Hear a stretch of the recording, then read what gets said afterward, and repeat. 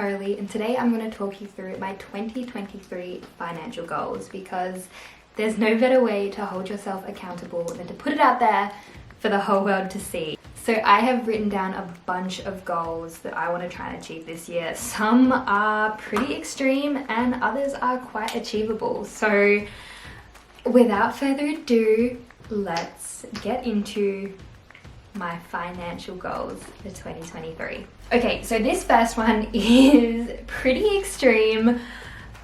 I don't know if it's possible, but I'm gonna put it out there. So that is to make $200,000. Now, that is an absurd amount of money, and my goal for 2022 was to make $100,000, and somehow, before tax, I ended up making just under $150,000. So I wanted to push myself. Rather than reach for that again, I wanted to go higher and I wanted to try and hit 200,000. Now, honestly, I don't know if this is possible because reaching the amount of 150K last year in 2022, I was putting in 14 plus hour days a lot of the time. I don't have any time left to earn any more money, even if I repeat what I did last year. So I'm gonna have to get creative and find ways to make more money so that I can hit that goal of 200,000.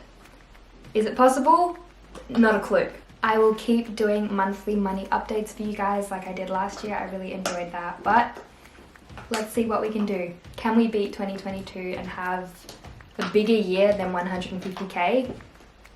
I don't know, but I'm putting it out there. It's top of my financial goals list. So next is to have a $20,000 month. Now, I got so close in 2022. I had a $17,000 month. Now, keep in mind this was a month with 5 pay weeks. So I had 2 extra pays, one for my full-time job, one for my freelance, which made the numbers look a lot better. But if I want to make $200,000, I'm probably going to have a pretty damn good month. So one of those goals is to have a $20,000 month. Now, those 2 goals, they're pretty extreme on their own, so the rest not quite as intense. So let's get into them. Next is to be more mindful with my spending. Like a few times this year I found myself putting in an order on White Fox Boutique purely because it was on sale. That's not necessary. I have enough clothes as it is. I don't need to mindlessly spend. I would rather save that money and invest it and do all that sort of stuff. So I just want to be that little bit more mindful with my spending. I think I am pretty good. I have always been a saver over a spender, but I have found myself a few times not being so mindful. So I just want to be aware of that in 2023. Next is to increase my YouTube earnings. So I didn't focus on YouTube as much as I wanted to last year. And I really want to get back into it because I absolutely love YouTube. It is my #1 passion when it comes to a side hustle. I just put it to the side to focus on my freelance, which, I mean, that might happen again this year. I really don't know, but I have given myself a goal to try and increase my YouTube earnings. Now, I wrote here that I'd like to make at least 5K. Ooh, that's a lot because the most I've ever made from YouTube in a year I did this year, and that was still under $1,000. So increasing that to 5,000 is a big jump, but if I focus on my YouTube channel, I think it is possible. Stay tuned. Next is to invest $15,000. Now, I think this is very much possible because every time I get a payment from online, whether it's freelance, whether it's YouTube, anything like that, I put away 10% towards investing. So I think it is very, very possible to invest $15,000 this year, and a lot of that will just go into ETFs such as the S&P 500. So going along with that, I would like to pay an extra $20,000 off my mortgage. So on top of my fortnightly pays, I put in as much extra as I can. I tend to put away around 20% from all my online pays, and I want to keep doing that because I want to pay this house off as quickly as possible.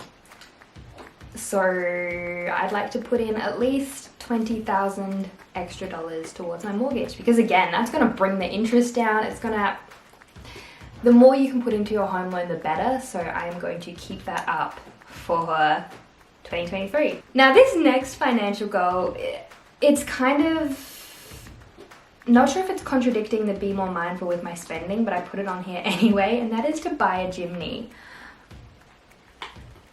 I got a new car last year in 2022, so incredibly grateful that I was able to save enough money to buy that, and I got a Suzuki Baleno, but all I wanted was the Jimny, and I can't stop thinking about the Jimny. It was just that little bit out of my price range last year, and I mean it probably still is. I don't need to drop 30k on a car, but I really want to. So depending on how this year goes, maybe I will be able to sell my Baleno and get a Jimny. It's just the cutest little car ever. Here's a picture of it. Are you kidding me? It's like an adorable little adventure Jeep, and I just see myself driving around, road tripping with my dog and my swag and just having a great time. So I put that on my goals. Next is to look into buying more real estate. So I own this house, I have a mortgage, and I would love to grow my real estate portfolio. Now, as a single person, it's pretty hard. I only have my full-time job and my freelance, and a lot of banks don't see freelance work as actual income, so getting a loan would be really hard. I don't know if I make enough to get another loan, but it's something I would like to look into, and to be able to rent it out or have it on Airbnb or something like that. That is a huge goal. Even to own a tiny home on a gorgeous piece of property and have that on Airbnb, huge goal. So that is something I want to look into in 2023. Next is to get a new job. Now, whether that means working for myself, whether that means working for a different company, I don't know. I work at a place. Obviously, I have a full-time job at the moment. It's good, but I mean, I don't love it. I'm supposed to be a marketer. I don't do any marketing there, which is a bit of a shame. I'm not really doing what I thought I'd be doing, and I don't really love it that much. It's literally just paying the bills, but it is long, long days. And if I'm going to be spending that long at work, I'd rather be really loving the work I'm doing. So I want to look for a new job. Whether I get a new job, I don't know. I'm incredibly grateful for the job that I do have. It's close to home and all that sort of stuff. But I put it on my list because I want to at least look into it. I mean, even more, number one goal would be to work for myself and be fully full-time YouTube freelance. That is the end goal, but I am not quite there yet. But maybe one day we'll start by looking for a new job. Maybe a part-time job.